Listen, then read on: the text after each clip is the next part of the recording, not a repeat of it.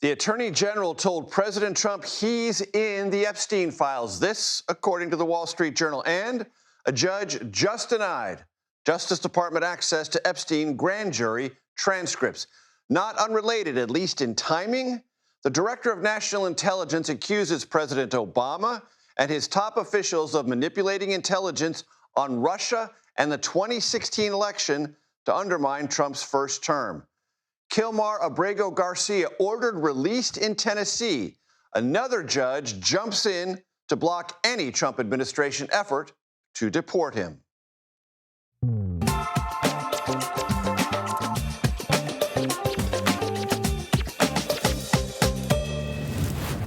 Hello, everyone. I'm Major Garrett in Washington. I welcome you to the Takeout. Washington, on this day, lived in a time machine, throttled back many years, in one case to 2016, and frothy allegations of political crimes that might warrant prosecution or amount to an attempted coup. In another case, the years in question are 2005 and 2007, when a grand jury heard testimony in the investigation of Jeffrey Epstein, that into human trafficking and sexual exploitation. Now, time machines are jarring things, and these years clashing in the here and now may be very jarring. It also may not be coincidental. Consider information released by the Director of National Intelligence about the Obama White House and the Russia investigation that haunted President Trump's first term could have been released anytime this year, or for that matter, during the first Trump administration, when the wounds of that very investigation were so very raw. I know, I was there. But they've only come recently, these disclosures. Here is how Tulsi Gabbard put it today. It has to do with an outgoing president taking action to manufacture intelligence to undermine and usurp the will of the American people in that election and launch what would be a years-long coup against the incoming President of the United States, Donald Trump. That broadside denied by President Obama came as the White House and congressional Republicans continue to writhe in full public view about what to say and do about the Epstein matter, and, not incidentally, how to placate a political base still demanding more answers about Epstein and his high-profile associates. The Wall Street Journal reported late today that Attorney General Pam Bondi informed Trump in May his name was found within the Epstein files under review. The White House swiftly denied the Journal's report. Also today, a federal judge denied a Justice Department request for grand jury transcripts from 2005 and 2007. Now, this decision was not unexpected. It was always considered a long-shot gambit, one that looked outward instead of inward toward the very Epstein files in the Justice Department's possession. And the House Oversight Committee subpoenaed Epstein's accomplice, Ghislaine Maxwell, for a prison interview, even as lawmakers of both parties warn her credibility cannot be trusted. Trust in times of time machine politics. Very challenging indeed. Following these colliding stories, Olivia Gazis to my right, Jake Rosen to my left. Jake, let's start with you.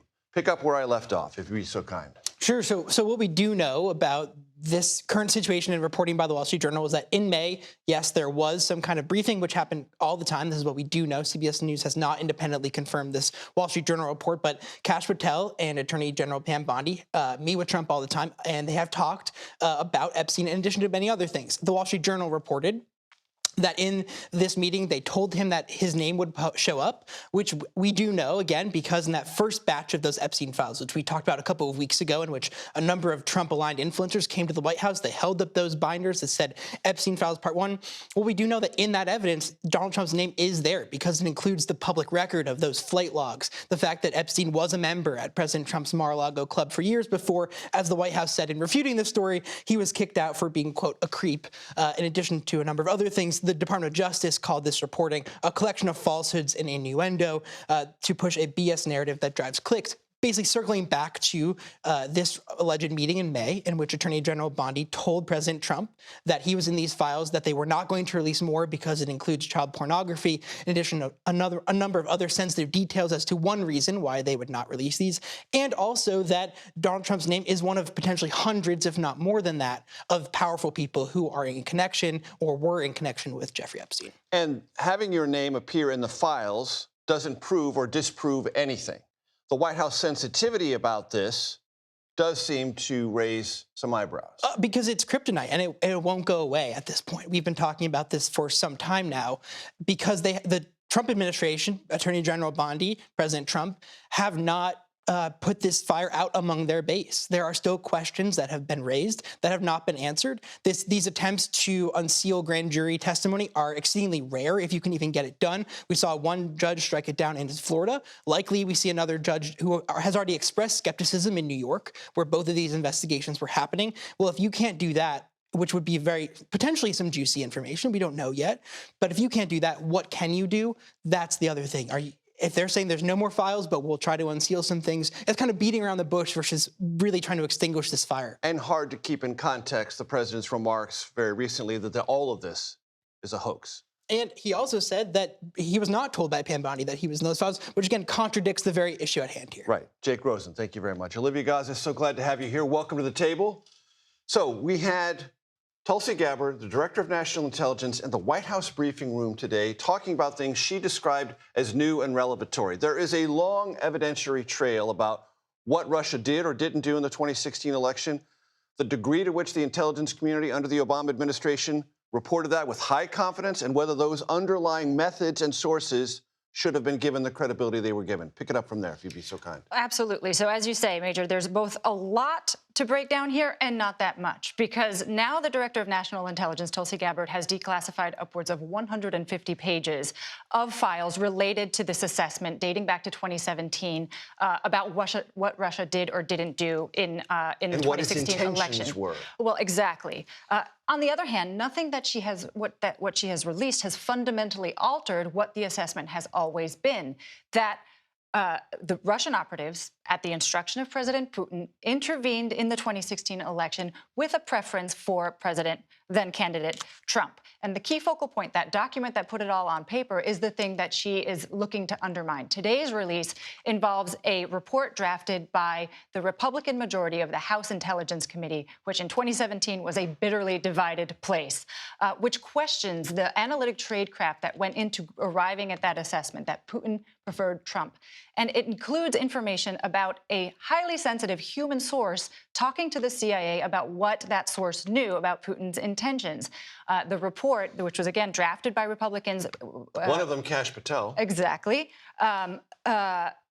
Questioned whether analysts understood enough about this source and what he was saying. But that very analysis was already done just weeks ago by CIA Director John Ratcliffe. He came out with a report that looked at the tradecraft, said it shouldn't have been issued with high confidence because this came from one source. It should have been moderate confidence, but again, did nothing to reverse or undermine the finding itself. And this goes to something that is important in the world that you cover and to people who operate in the intelligence community. What is reported to principals like the president, the vice president, cabinet secretaries with high confidence, medium confidence, low confidence? And it's really a gnawing argument over those confidence levels, not the underlying thrust of what happened or didn't happen in 2016. Do I have that about right? Absolutely. And there's a cost to these kinds of declassifications, which current and former intelligence officials I've been speaking with today and Democrats on the Hill pointed out that when you declassify highly sensitive material that comes from human sources, that imperils both current human sources and would-be human sources that the CIA is actively trying to recruit. Because why would you put yourself at personal risk your life in some cases, to provide information to the United States government if you see that it is then revealed summarily to the public for political purposes? Olivia Gaza, so good to have you with us. Jake, also great to have you. You'll be back here with updates on the Kilmar Abrego Garcia case. Guy, we're going to number 2. All right, there's camera 2. President Trump is set this very hour to sign artificial intelligence-related executive orders at a summit here in Washington, D.C. Aaron Navarro joins me now from the White House. Aaron, talk to our audience about what's in these executive orders and what is the intent behind them.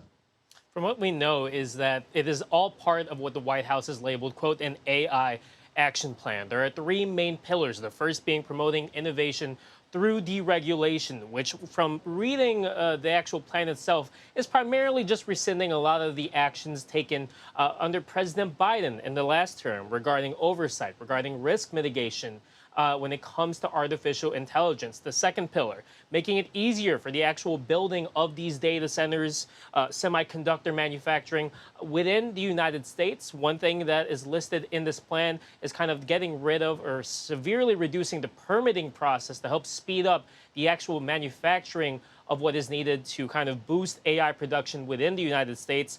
And the third pillar, which is a bit more broad, lead in international AI diplomacy and security. It talks about working to export AI tech to countries, quote, willing to join America's AI alliance. So that's kind of just the overview of this AI action plan, where President Trump will kind of unveil all of that at this event hosted by his, quote, AI czar, David Sachs. And Aaron, part of the White House conversation is this is an economic imperative, but it's also a race against China. And I guess as I read it, this series of executive orders and actions is about accelerating the race and putting America ahead of China.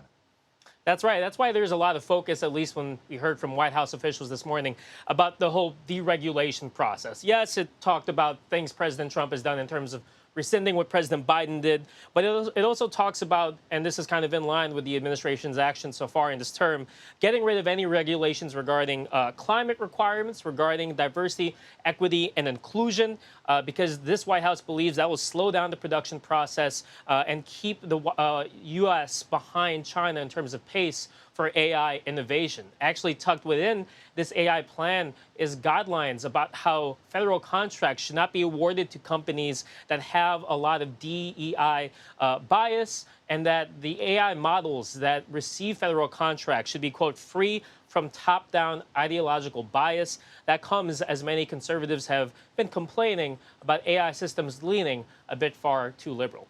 With the details for us tonight on the North Lawn of the White House, Aaron Navarro, thank you.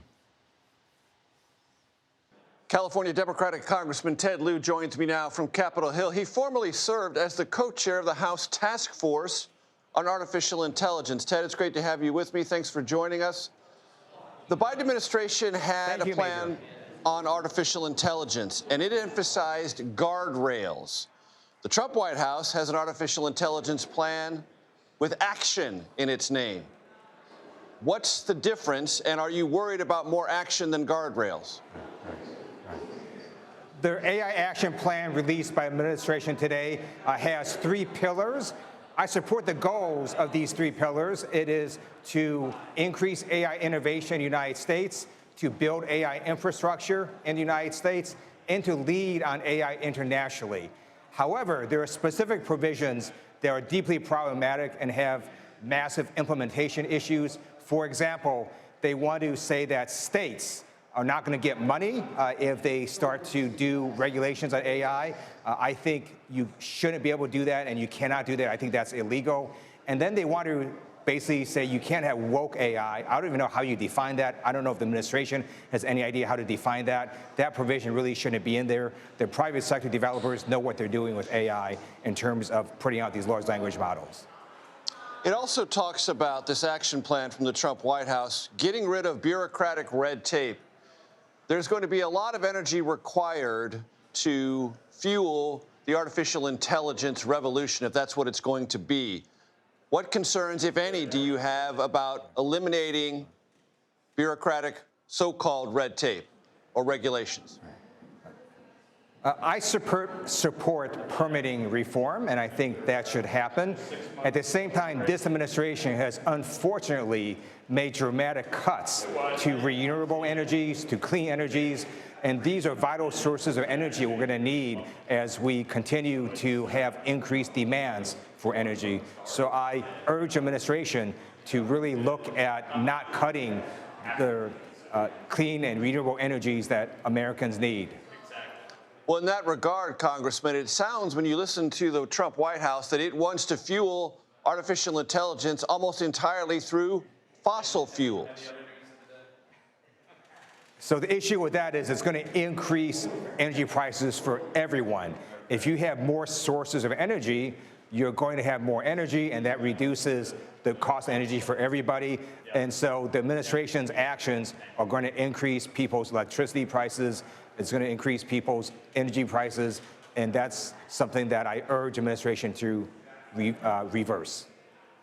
You also mentioned this a moment ago. The action plan from the Trump White House says only contracts will be given to those in the AI space who are, quote, free from ideological bias. What does that mean to you? What do you think it means to the Trump White House? And what are the implications going forward? Right. Well, first of all, it's a First Amendment issue. I think this provision will be struck down by the courts. I don't think it's enforceable. Also, it's so vague to really be essentially meaningless. So let's say a large language model says that climate change is not a hoax. Well, is that a bias towards, folks who are really conservative and think climate change is a hoax? Or is that just a fact that climate change is real? Well, look, it's a fact that climate change is real. And so I just think that the administration trying to put ideological biases into these large language models is something that the courts will strike down. And I think the administration should step away from trying to inject politics into AI. As you know, Congressman, the House has been tied in knots procedurally this week over the Epstein matter. Mike Johnson, the Speaker of the House, accused Democrats of playing politics with this. I want to have you listen to the Speaker and then get your response. We're not going to allow the Democrats to use this as a political cudgel. The Biden administration held the Epstein files for 4 years. Not a single one of these Democrats or anyone in Congress made any peep about that at all. They could have brought a discharge petition at any point in the last 4 years. They chose not to. They waited until President Trump was elected. I think that's very suspect. Very suspect, Congressman. Your response. Speaker Johnson's not telling the truth. I talked about the Epstein files during the Biden administration as well, because at core, this is an issue about young girls being raped and sexually assaulted. Attorney General Pam Bondi should not be protecting Jeffrey Epstein's legacy or his client list. In February this year, Attorney General Pam Bondi went on national TV and said that Epstein's client list is, quote, sitting on my desk right now. Where is that client list? Why won't she release it? And we got a hint today because the Wall Street Journal confirmed that in May of this year, the Attorney General told Donald Trump that his name was in the unreleased Epstein files. So we're just asking for transparency, and this is bipartisan. There are numerous Republicans that support release of the Epstein files. We have you evaluate some California political issues. Do you want California to redraw its district lines because Texas is threatening to do so? I think every Democrat state should look at mid-decade redistricting. I do know there is a risk. So in 2018, Democrats got 40 seats in the election. One reason we got so many seats is because Republicans, when they gerrymandered, made a bunch of lean Republican seats that we all flipped. So if Texas does this, the only way they can squeeze out more Republican seats is to take existing Republican incumbents and make their seats less safe. If Texas does that, we're going to flip those Republican seats. And so I dare Texas to do this because we're going to have a blue wave next year, and it's going to turn into a wave that's going to have even more seats for Democrats if Texas tries to do this. Real quickly before I let you go, should Kamala Harris run for governor? That is completely a decision for her to make.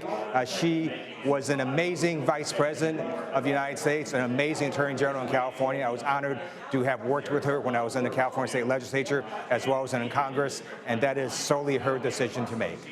Congressman Ted Lieu, California, Democrat. I appreciate it very much, sir. Thanks. Thank you. Still to come, several rulings today in the case of Kilmar Abrego Garcia. The questions tonight: will he be released from custody, and will ICE be able to rearrest him and possibly deport him? Plus, a parent's plea.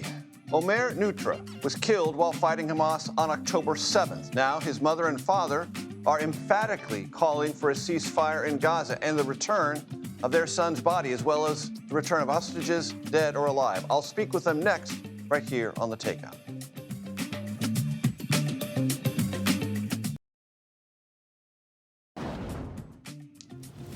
Welcome back to The Takeout. Parents of an Israeli-American soldier killed by Hamas are pleading, and that is the proper word, pleading for a ceasefire in Gaza and the release of their son's body, which is still being held by Hamas. We cannot accept a future in which our loved ones, our children, are left behind in Gaza. We need a deal not only for the living, but also for the deceased. for the chance to say goodbye, for the basic dignity of bringing them home. Here are the outlines of this story. 21-year-old Omer Nutra served as a tank platoon commander in the Israeli Defense Forces. After the October 7th attack, he was believed to be held in captivity until Israeli officials announced last year he was killed fighting Hamas militants during that massacre. His parents, Ronan and Orna Nutra, join me now. Thank you for coming in. I know it's been a very long day here in Washington, D.C. We'll get to the things you're pleading for in a moment, but the first questions I have for you are these, and they're very simple. How are you? And what do you want my audience to know about your son? We're exhausted. You know, for us, this whole thing started on October 7th, which is 21 months ago. And we've been in a prolonged terrorist attack ever since. You mentioned that our son is no longer alive, but we did not know that for 421 days. And the fact that we do know that is not because Hamas shared that information, but because there was new intelligence that was picked up. So Hamas is not only holding on to live hostages, they're holding on to deceased hostages and using them as bargaining chips and to terrorize the families. So we're exhausted. What do you want my audience to know about Omer? Omer is an all-American kid, born and raised on Long Island. He was actually born in Manhattan shortly after 9/11. Orna was pregnant. She had to cross the bridge, 9 months pregnant on 9/11. And little did we know that 20-some years later, Omer will be involved in the biggest terror attack on Israel. Just shows you the connection between United States and Israel. And he's just a fun, loving person, a leader everywhere he goes. He was the captain of his volleyball, basketball, and soccer teams in school. He was the head of his youth group in Metro New York. He was just a fun person that led people by example. And age 19, he went to Israel, even though he was accepted to college in Binghamton University, upstate New York. He went to Israel for a gap year. He fell in love with the people, knowing his heritage, where both our parents are Holocaust survivors. And he just heard his calling, and he decided to enlist to the IDF to do the right thing for Israel, to defend it. And of course... Did you have any misgivings about that at the time? You know, we had mixed feelings, for sure. On the one hand, we understood where he's coming from. We have a very big family in Israel. We're part of a very warm Jewish community. And he grew up, like Ronan said, knowing that Israel needs to be protected. And he felt the calling. We were proud of him, but we were also concerned. Of course, you know, it's military service. But no one could have imagined the way this has been played out. You are, like many families similarly situated, terrorized, grief-stricken, but also trying to operate in a political space in which you have very little influence. You have your voice. What are you trying to persuade the Israeli Prime Minister Netanyahu and the American President, President Trump? That it's time, that it's urgent. You know, we've been living in New York. We knew immediately when the war broke that we have a role. And our role was to do whatever we can here in the United States.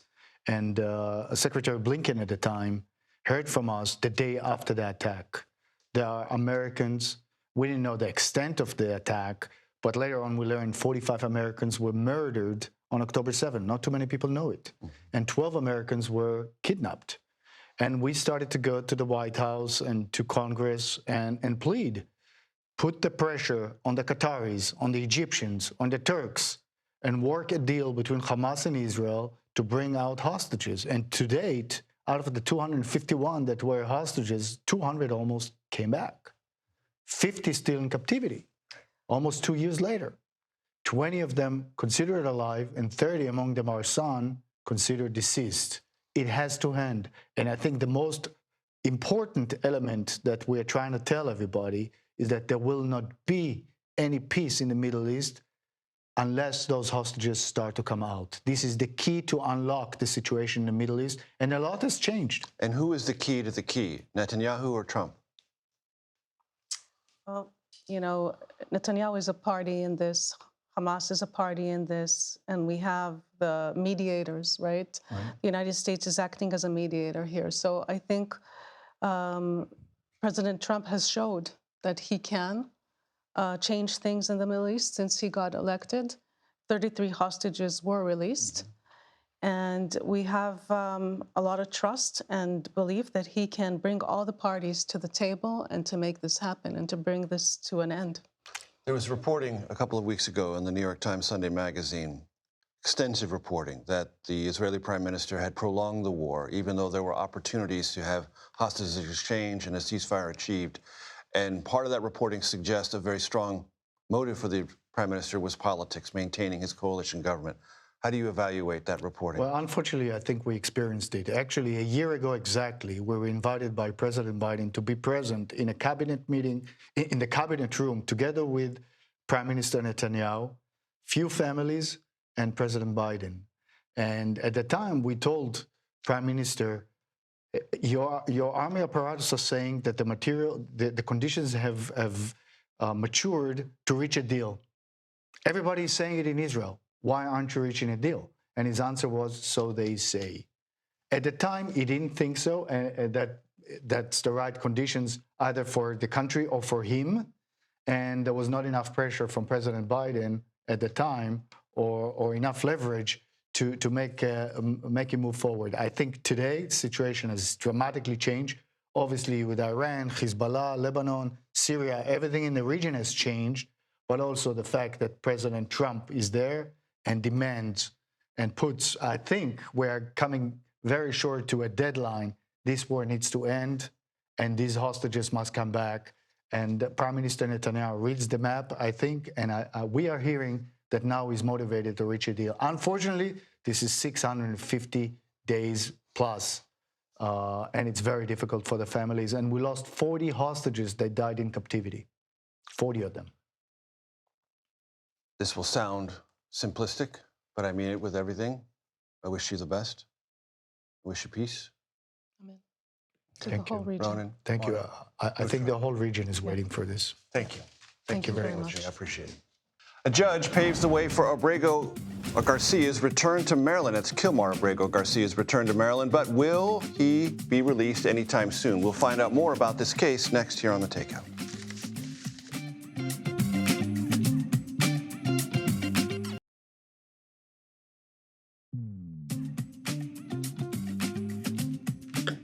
Welcome back to The Takeout. Here is a look at what else we and now you are watching this evening. New York Republican Congressman Mike Lawler, and this was not a big surprise, says he will not run for governor and will instead seek re-election.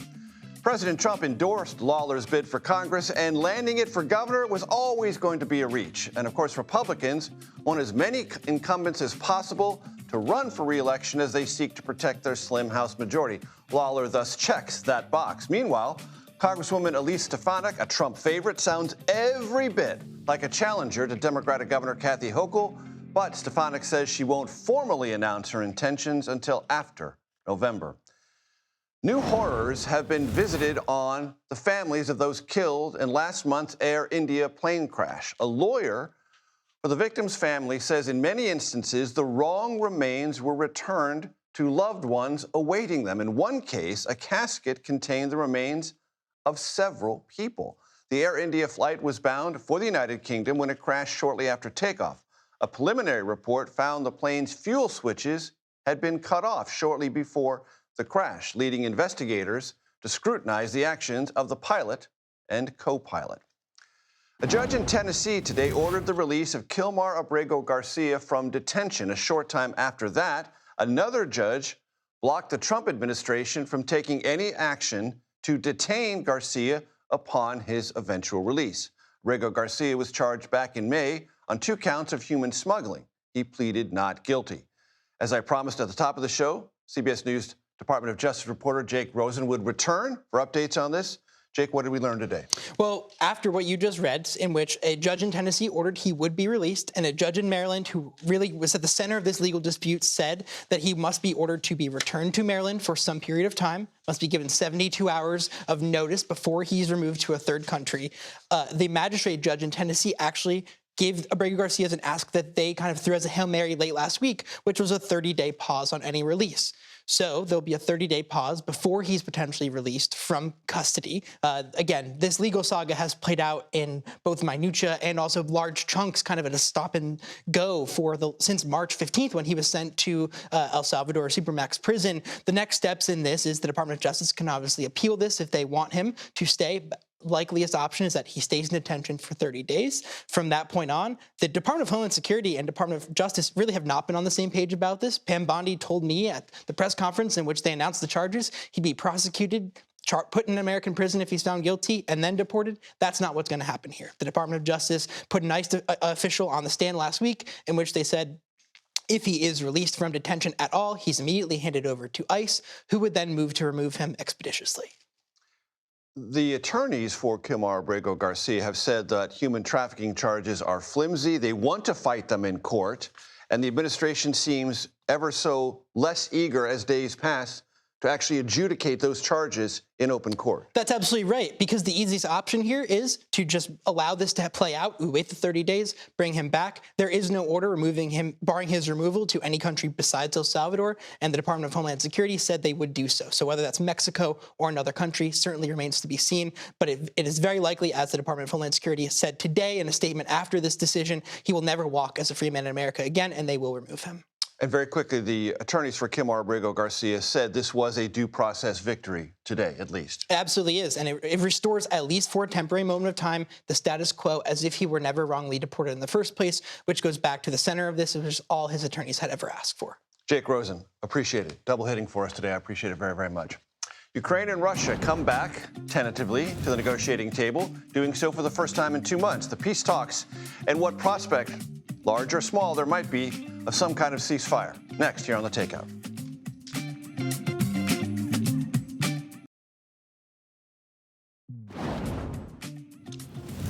Welcome back to The Takeout. Thanks for hanging out with us. Russia and Ukraine held their first peace talks in nearly 2 months in Istanbul today. Expectations are low, we should say, as Russia continues to pound Ukraine with missiles and armed drones. Previous talks between the two nations did lead to the exchange of prisoners and war dead. President Trump has promised new economic sanctions against Russia if ceasefire talks falter in the coming weeks. Former U.S. Ambassador to Ukraine, William Taylor, joins me now. Mr. Ambassador, always great to have you with us. Thanks for joining us. Major, thanks for having me. In a way, it seems to me the story of this war is both static and dynamic. Static in the sense the war continues, the pounding of Ukraine unrelenting. Dynamic in the sense there may be new calculations afoot. Major, it's also static in terms of the Russians on the ground.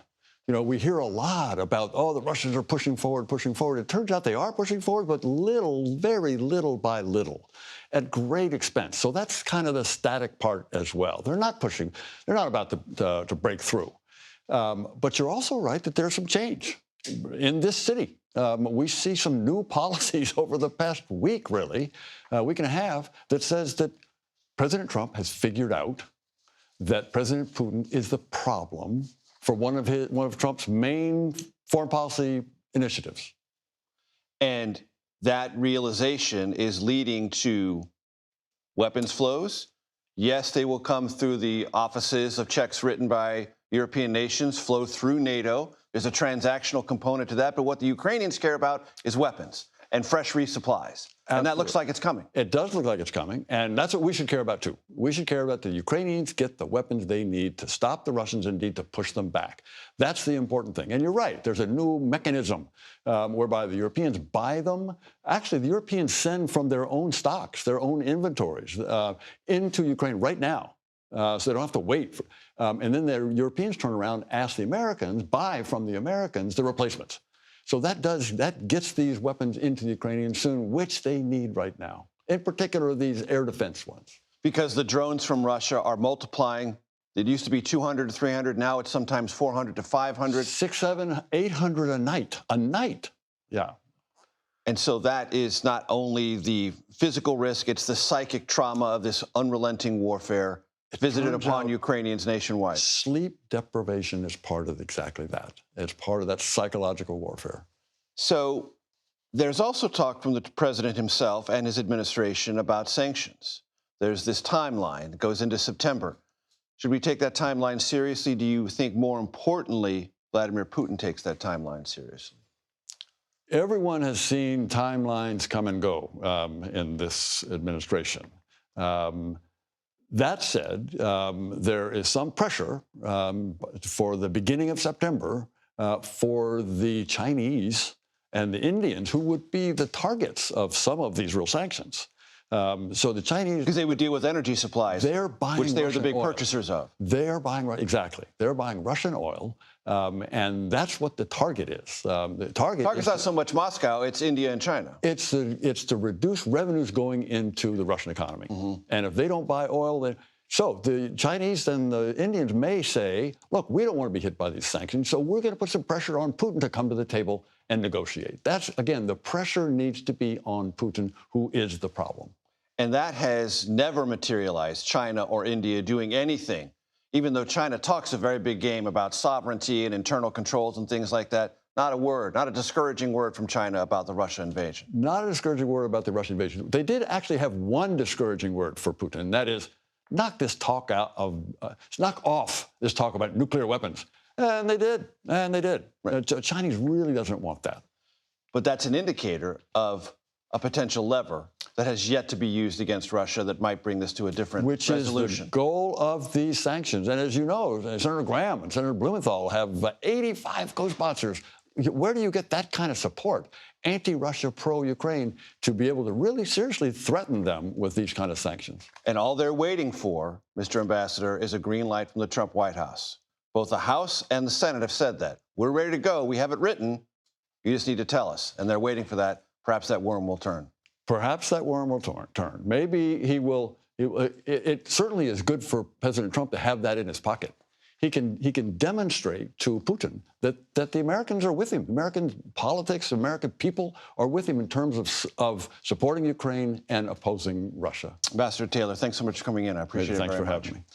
Democrats pounce as Republicans shut down the House floor to avoid a vote on the Epstein files. Can this controversy be a winning issue for Democrats?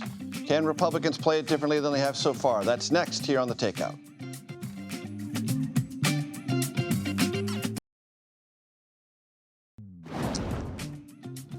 Welcome back. Democrats, it would appear, are having a moment as they hammer Republicans over the Epstein saga. Well, on that point, here was New Jersey Democratic Senator Cory Booker. They're running out of town because it's clear the Speaker believes that their membership in the Republican caucus over there is so fragile that they cannot withstand simple debate, discussion about the topic of Jeffrey Epstein. Joining me now at the family table, former communications director for Vice President Kamala Harris, Ashley Etienne, and Kevin Sheridan, who was a senior advisor for the Romney-Ryan 2012 campaign and many other political exertions, which we respect. Good to have you both here. Thank you very much. Thanks for having me. So, whatever Cory Booker says, I'm sure some in the audience would say, oh, that's just a partisan Democrat harping on Republicans in a moment of distress. But the House has to operate with a Rules Committee. And when the Rules Committee can't function, the House floor can't function. House Republicans, Kevin, had some legislation they wanted to put on the floor that they thought was super important, but they couldn't because they couldn't get agreement among themselves on that vital committee because of the Epstein matter. So this is having legislative ramifications. It's not just a political food fight. Yeah, now they're going away for like 6 weeks. Right. With Tom Massey and Ralph Norman saying, Mr. Speaker, that's not going to solve the problem. Well, they're going to go home and they're going to hear it from their constituents, and their noisiest constituents are going to be all over the Epstein stuff. The problem that this is, it's not a benefit to the Democrats, though, other than to watch, kind of schadenfreude that Republicans are a mess on this right now, because the people that care about Epstein aren't going to go vote Democratic. They might not vote. Maybe you're getting something out of that. They might sit it out, right. Which is a problem they're frustrated. It's a separate problem. Right, but they're not suddenly going to turn Democratic. I know plenty of them. They're not going there. But yeah, this thing has been handled very oddly. I'd be interested to see what they go home saying about it. They're saying it's everything from a Democratic trick to, there's nothing to see here. They've got to get that tightened up. I think more stuff is going to come out because it just has to. I mean, it came out today. I mean, the Wall Street Journal released... Well, having a phone number in his phone doesn't make it, that he was. Well, As a lawyer would say, he was doing anything with kids on an island. But the reality is, we don't know the answer to that. We've seen pictures of President Trump with Epstein and with young girls. So I don't think anyone's. If that was in any file, that would have come out under the Biden DOJ. I don't think anyone is going to buy Donald Trump and AG Bondi's line on this issue anymore. And it's not just Democrats, to your point. It's Democrats and Republicans that have been asking the White House and the Attorney General, what are you hiding? Why are you protecting pedophiles? Why are you protecting billionaire sex traffickers? And now we know why, because Donald Trump is actually named in the document. So since May, both Donald Trump and Pam Bondi have been lying to the American people about who's actually in this report, saying that he wasn't in it, that Pam Bondi never told him that. We're now learning that all of this is a lie. And this is not going to go away for Republicans. And the point is, it's not to move Republican voters over to voting for Democrats, because I agree with you there. The point is to keep needling Donald Trump and raising the question, is he one of the alleged pedophiles? Well, those are your words, not mine. Be careful what you wish for. There's going to be more Democrats that come out than Republicans. And that's fine, but they're not sitting presidents that are lying about being listed in a document. We all know that they were friends at one time. They had a falling out. He kicked them out of Mar-a-Lago. So if nothing's come out yet, nothing ever will. Can I just say one thing though? I hate to disparage the speaker, but it's also despicable and disgusting that Speaker Johnson, who claims to be a devout Christian, would look the other way on such a critical issue about exploiting children. I find that very deplorable. And I don't think he's going to get away with this. And I think Democrats are going to keep putting this whole issue around his neck. There's other political news I want you to chew over very briefly. Roy Cooper, according to Axios, is going to run for Senate in North Carolina. What does that mean, Ashley? You believe it? I do believe it. And I think he should. I think he's former governor, great candidate.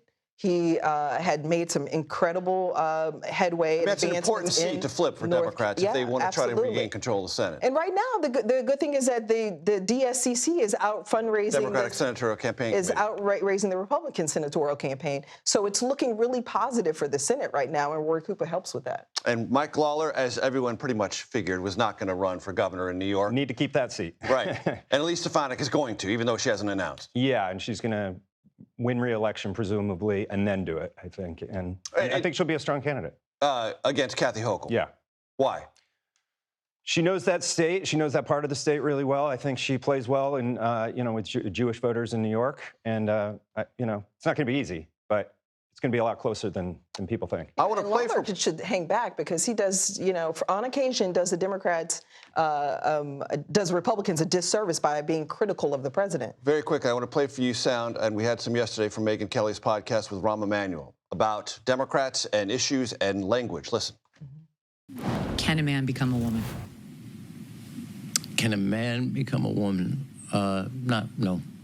Thank you. No. That's so easy. Why don't more people in your party just say that? Because I'm now going to go into a witness protection plan. All right, you got 30 seconds. 15 for you, 15 for you. Yeah, will we ever see him again? This is a great test case for the Democrats. Can you get away with saying that in the current Democratic Party? I say probably not, but we'll see. Yeah, I don't want to speak to the question at hand that Megyn posed to him, but I think he's absolutely right that Democrats' mistake we make is we make certain assumptions about voters, that we actually don't have any intimacy any longer with our own voters, that we're shooting in the dark when it comes to the issues that we think are important to them. And I think this was one of those issues where we bled base vote voters in this last election because of this particular issue. Ashley Etting and Kevin Sheridan, thank you very much. I appreciate it. That does it for today. Tune in tomorrow. Why?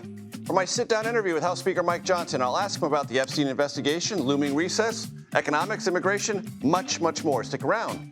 The Daily Report coming up next right here on, say it with me. You don't have to say it with me. CBS News 24/7.